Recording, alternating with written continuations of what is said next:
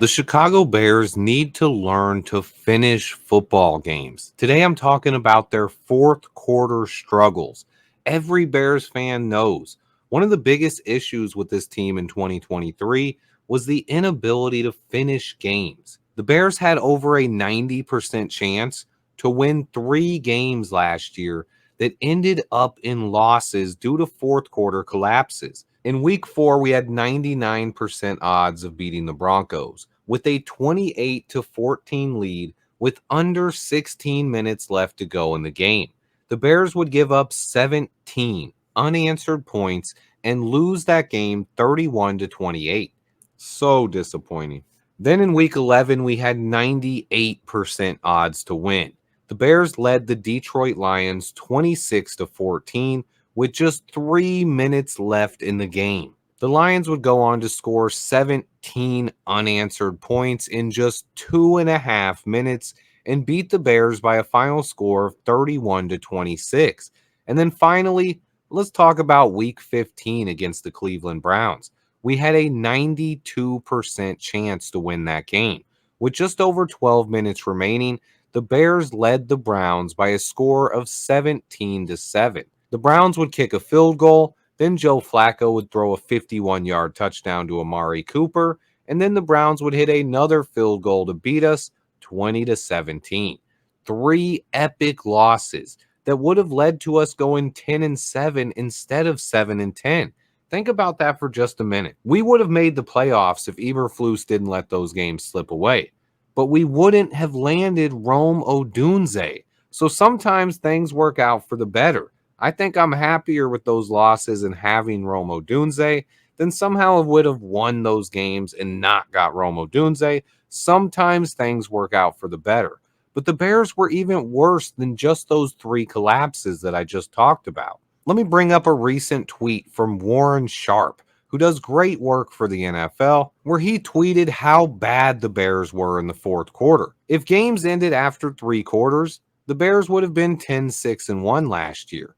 We outgained opponents by 430 total yards after the first 3 quarters of football games. We were a top 10 team in the NFL through 3 quarters, but the absolute worst team in football when it came to the fourth quarter. Dead last in fourth quarter EPA. 14 fourth quarter turnovers, most in the NFL.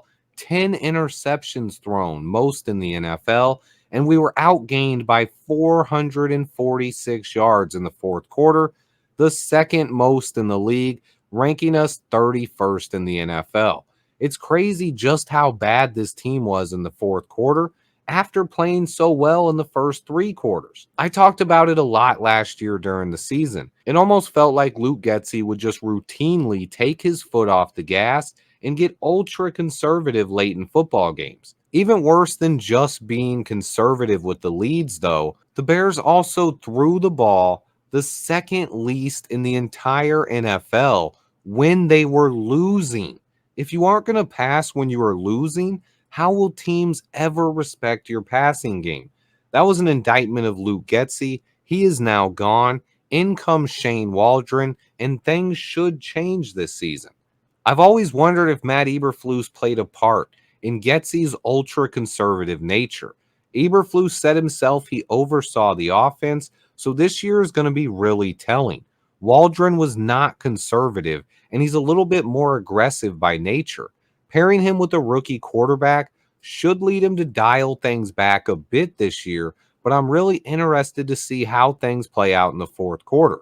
If Shane Waldron becomes a completely different play caller when we get to quarter 4, that's going to be on Matt Eberflus. What we saw last year was a team that was one of the best in the league in the first 3 quarters of games. We also have one of the youngest defenses in the NFL, returning 10 of our 11 starters. Our only replacement is Kevin Byard taking over for Eddie Jackson, which should be a big upgrade. The only other one to mention is we did lose Justin Jones, but I viewed Gervon Dexter as an upgrade to Justin Jones as well. So overall, this is a young, exciting defense with one of the best secondaries in the entire league. This year is about finishing games as a defense and learning how to win games as an offense. We're not going to put it all on Caleb Williams' shoulders as a rookie. He is surrounded by playmakers on offense and a top 10 defense, but this entire Bears roster has to learn how to finish games together. We need to learn to win football games. If we continue to see epic fourth quarter collapses or a team that performs drastically worse once we get to the fourth quarter of football games, that is going to be an indictment on Coach Eberflus, in my opinion. We need to play the same in the fourth quarter as we play in the first three quarters of the football game. And then this team has to finish games and play better in the fourth quarter, period. Luke Getsy fell on the sword for last year's failures, and deservedly so. I think he was out of his depth as an offensive play caller, and I don't expect him to have much success with the Raiders either. But now that he is gone, Matt Eberflus and Shane Waldron have to actually produce in football games, and this team has to look different on the football field. I think there's a lot of positives and negatives to take away from this. The fact that our team was so good through three quarters is something we can build on. The foundation is there. That's what these guys were trying to build, a foundation. But what we don't want is a foundation that is built upon letting leads slip away in the fourth quarter.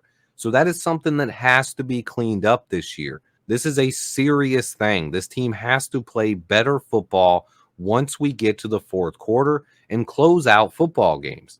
I made a video last night going in depth on Matt Eberflus and whether or not I believe he's on the hot seat, talking about his job security. I talked about both sides there, so you can see reasons why I think Eberflus should be safe and reasons why Eberflus could be on the hot seat. But I believe that video ties in with this one as well, because if this team does not learn to finish football games, I'm putting that squarely on Matt Eberflus's shoulders. Shane Waldron is not a guy who's afraid to continue calling the same plays in the fourth quarter. So if we see him dial it back too much, then to me that has to be on Matt Eberflus, and I think this year we are going to find out. The hope here is that Matt Eberflus learned from that ultra-conservative nature last year, and that is why Getsy has been sent packing. Shane Waldron was brought in to run this offense and help develop our rookie quarterback, Caleb Williams. I've been steadfast all along. I think this is a new era of Chicago Bears football, and I don't expect this to continue collapsing in the fourth quarter. But this is something that is serious, and we will have to monitor going forward in the season. If this team comes out and has bad fourth quarters after playing great for three quarters, this is something we're going to be revisiting all year long. So this was something important that I did want to talk about. This is one that's for the thinkers. What do you guys think about a team that can play great for three quarters and then falls apart in the fourth quarter? Let me know what your guys' thoughts are on this. This was an interesting one to me. Please remember to hit that like button for me. I appreciate everybody who watches. Stay tuned, and until next time, bear down.